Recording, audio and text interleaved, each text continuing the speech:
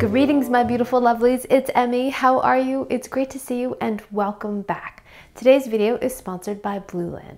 Blueland are the makers of eco-friendly cleaning products that use no plastic waste. They are refillable, they are affordable, and they use no plastic waste, meaning there's no single-use plastic, and all of the packaging and the wrappers are either recyclable or compostable. I was first introduced to refillable packaging when I lived in Japan, and I thought it was a brilliant thing. You would just buy one container of soap in a plastic bottle, but then you would buy refills. But those two also came in plastic pouches, but at least you didn't have to buy a new single-use plastic bottle. But Blueland takes it a step further and uses no single-use plastic. So you have your container, you refill it, but your refill comes in a paper package that can be composted, and you just refill your product. And it's affordable, and you can save even more by purchasing refills or setting up a subscription. I also like Blueland's ingredients. There's no chlorine bleach, no phthalates, no ammonia, no parabens, no VOCs or ammonia. So this is what I received from Blueland, and I got the detergent refills. I also got the hand soap refills. The Peregrine Lemon is my absolute favorite. My kids really love this one as well. And what I really love about Blueland's concept is that I'm not purchasing more plastic bottles, no more plastic pumpers. I'm using the same one that I have from before, and I'm not paying for water either. Just using the water I have, add a tablet, let it sit, no need to even shake it up, and then I get lovely smelling and effective soap without buying all of the extras. So Blueland is extending a special offer just for my beautiful lovelies. You can click the link down below to receive 15% off your very first Blueland kit. Big thanks to Blueland for sponsoring this video and for allowing me to make better videos for all of you. Alrighty, my lovelies, today we're going to be making clear bacon, a recipe that is inspired by my friend Barry Lewis, who made this. I saw the thumbnail to this video and I said, Barry, what are you up to? And I saw the lengths to which he went to make the clear bacon, and I said, you know what? I have to try that because I have got to know what that tastes like. Now, this is not the first time I've made something clear. I've made a clear lemon meringue pie. I've made a clear tomato soup. The whole idea of making something transparent, even clear, is kind of fascinating. It usually involves a process of filtration or using some kind of gelling medium, whether it's a starch or some kind of seaweed, some kind of gel to create the clear substance. Alrighty, before we even get started, I should clarify some terms, namely bacon. Now, I live in the US and Barry lives in the UK. If you look at bacon from the UK, it looks very different than what we find here in the States. First of all, there are two types. There's streaky bacon and bacon. The streaky bacon looks more similar to what we find in the US, which comes from the belly of the pig, and it's got layers of fat, a bacon that looks a little bit more similar to what we call in the US Canadian bacon, which is also called pea meal bacon, which is from the loin of the pig. So what is the clear bacon? Well, essentially we're going to be making a starch strip that is flavored with bacon essence. So let's go ahead and get started. So I purchased some Canadian bacon and I chopped it all up, placed it into a bowl, and then added 4 cups of cold water.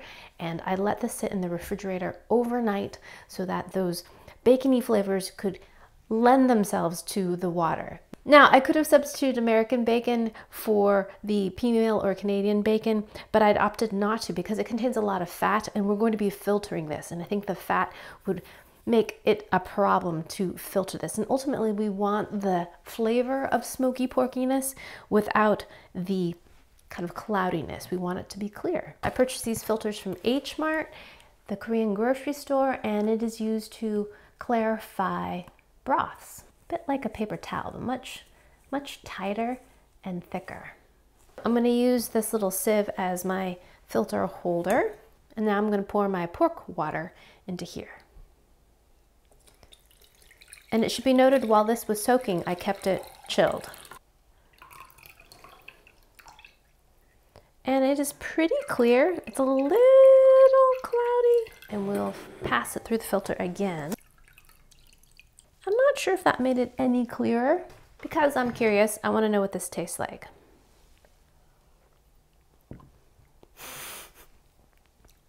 It tastes like ham water. Wow, smoky, porky, watery, very watery, not very salty. I associate saltiness with bacon. This is not very salty at all. Next, we're going to take our bacon essence, place it into a saucepan. And we need to thicken this, and we're going to be using potato starch. Now, in Barry's recipe, he doesn't specifically say, he just says starch. That could mean arrowroot, that could mean potato starch, cornstarch. I find that potato starch is pretty clear. I use this to make clear potato chips, so that's what I'm going to be using today. 4 tablespoons of potato starch. And I'm going to take a little bit of my bacon water and mix it with the starch just to make a bit of a slurry. Loosen it up. It's making oobleck in the bottom. We don't want that. And we add it to the rest. And now we're just going to whisk this. And as it heats up, it should go clear, but besides that, it should thicken. All right, so that's come to a boil.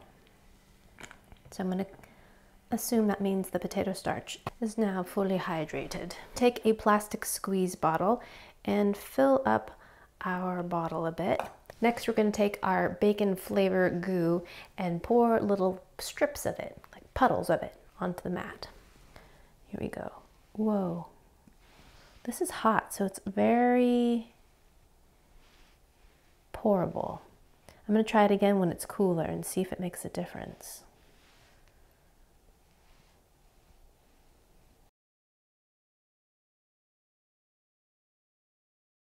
We are going to place this into a dehydrator or a very low temperature oven, about 120 degrees, and let it dry for about 8 hours. And then we should get little transparent strips or sheets. And then tomorrow we're going to continue this process and see if we can get bacon. Alrighty, my lovelies, I'm going to put these little friends to bed, and I will see you tomorrow.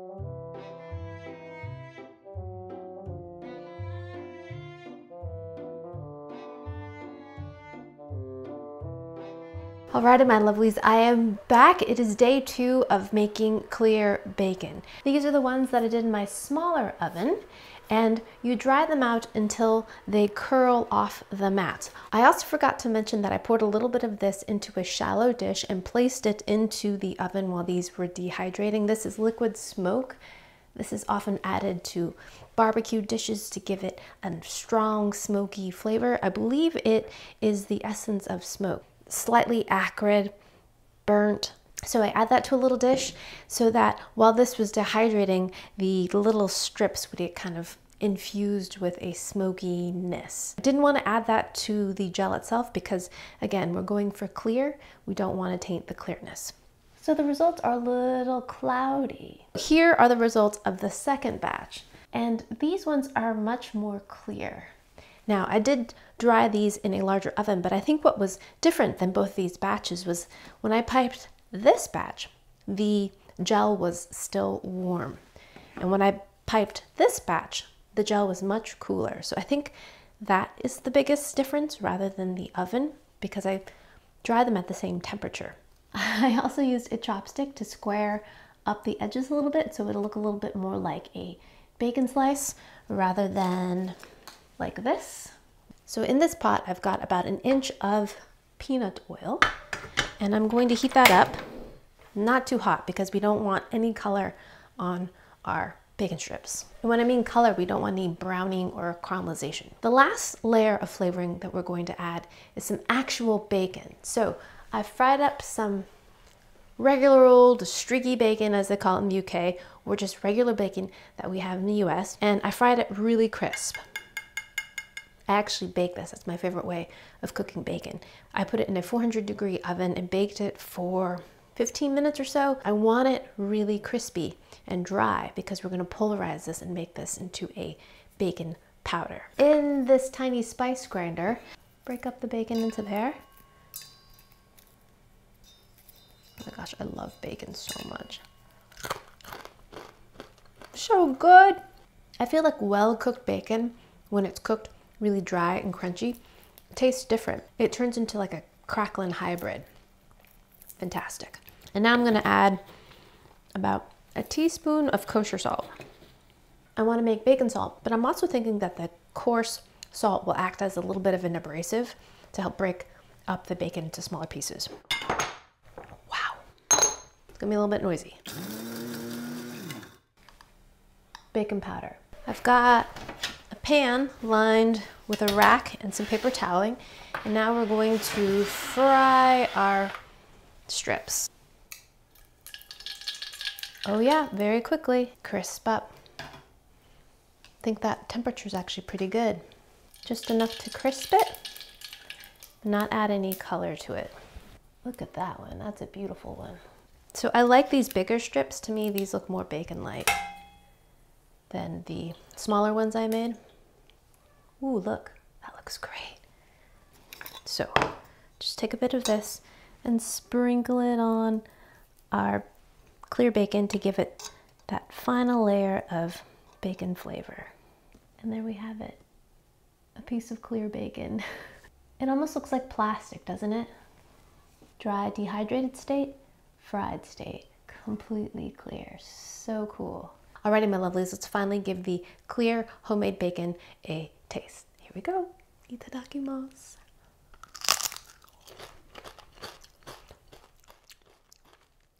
Wow!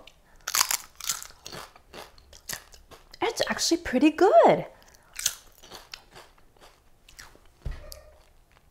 It tastes like a little snack. Very thin, fragile crunch. Not similar to bacon in that crunchy sensation because it's so very thin. Like a glassy, papery, delicate crunch. But has a lovely fried flavor that's similar to a potato chip. Not surprising because this was made with potato starch.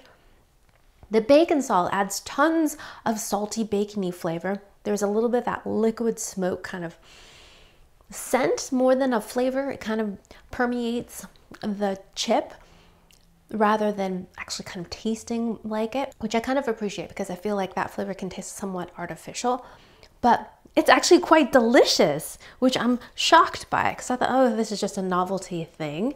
The texture is so thin and fine. It's kind of similar to like a corn flake in cornflake cereal, but even thinner than that, if you can imagine. And the crunch is a shatteringly crisp crunch. It's a little bit oily, I have to say that, but the flavor is really good. It's salty, a little bit potatoey, and bacony. Surprisingly good. Wow. Is it bacon? No, it's not. Of course, it cannot be. We made it out of potato starch and bacon essence. It isn't bacon, but it tastes reminiscent of bacon. It's surprisingly delicious. Is it worth making in terms of taking all of this effort to make it? I would say no. But if you've got time on your hands and you want a fun little project, perhaps you've got an upcoming get-together and you want to bring something different, then perhaps maybe go to the lengths of making yourself some clear homemade bacon. So wild. Great job, Barry. Thanks so much for taking all the effort and time to research and share this recipe. Thanks so much for watching, and big thanks to Blueland for sponsoring this video. If you'd like to try Blueland for yourself, click the link down below to receive 15% off your very first kit. Thanks again for watching. I hope you enjoyed that one. I hope you learned something. Please share this video with your friends. Follow me on social media, like this video, subscribe, and I shall see you in the next one. Toodaloo, take care, bye!